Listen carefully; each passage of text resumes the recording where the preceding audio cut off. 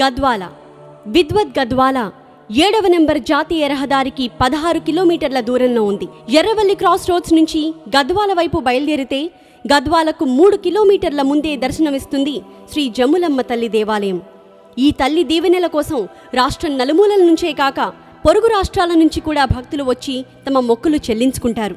Priyadarshini Jurala project వారి స్వాగతాన్ని ఆస్వాదిస్తూ ముందుకు కదిలితే సుదూర ప్రాంతాలను కలిపే గద్వాల రైలు మార్గాన్ని దాటి ముందుకు వస్తే ప్రభుత్వ పరిపాలన సంస్థలను చూస్తూ మనల్ని మనం మైమర్చిపోతాం. సుందరమైన భవన సముదాయాలు, వాటి ముందు పచ్చని చెట్లు, మొక్కలు, పూల సుగంధ పరిమళాలను వెదజల్లే తోటలు కలిగిన పార్కులు ప్రతి ప్రభుత్వ కార్యాలయం ముందు చూపరుల్ని ఆకట్టుకుంటాయి.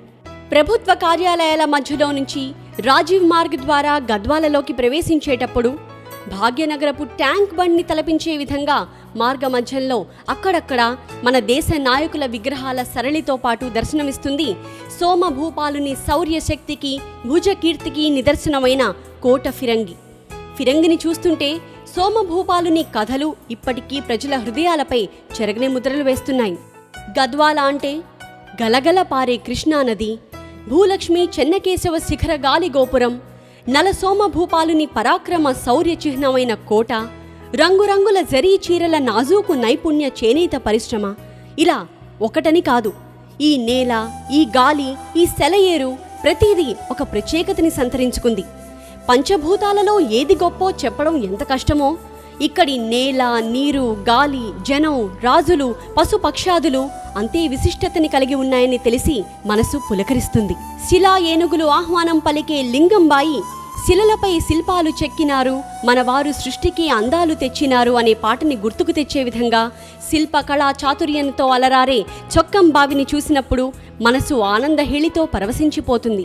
కవులు, కళాకారులు, కళలు, జానపద సాహిత్యం, సంగీతాల కళా వేదిక పాగ పుల్లారెడ్డి గారి బాలభవనం.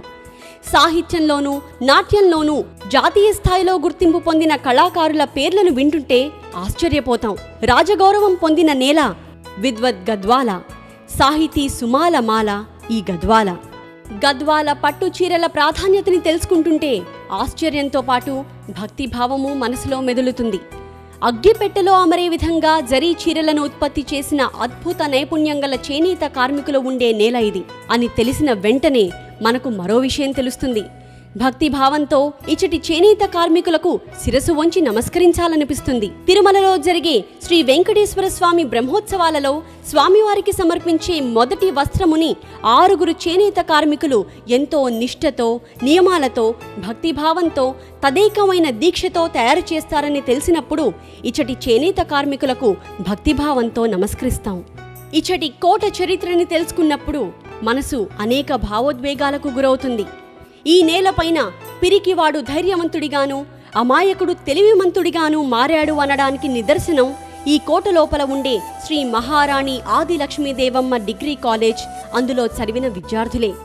గద్వాల కోట కాలేజ్లో చదివిన విద్యార్థులు జాతీయ స్థాయిలో ఐఏఎస్, ఐపీఎస్లుగానే కాక భారతదేశంలోని పరిశోధనా కేంద్రాలలో శాస్త్రవేత్తలుగా, జాతీయ మీడియా రంగాలలో వ్యాఖ్యాతలుగా, సైన్యంలోనూ, నేవీలోనూ, ప్రతి ముఖ్యమైన జాతీయ ప్రభుత్వ సంస్థలలోనూ ఉద్యోగస్తులుగా పదవీ బాధ్యతలు నిర్వహిస్తున్నారు.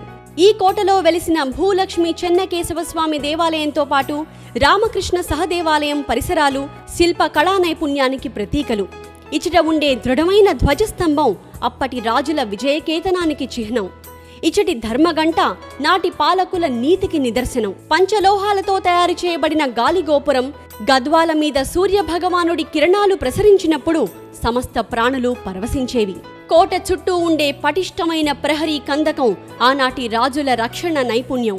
నాటి నలసోమభూపాలుని మదిలో మెరిసిన ఆలోచనలకు రూపమే గద్వాల నగర నిర్మాణం. గలగల పారే జీవనది కృష్ణమ్మ నది తీరాన వెలిసిన విద్వత్ గద్వాల జనసమూహమే ఈ గద్వాల.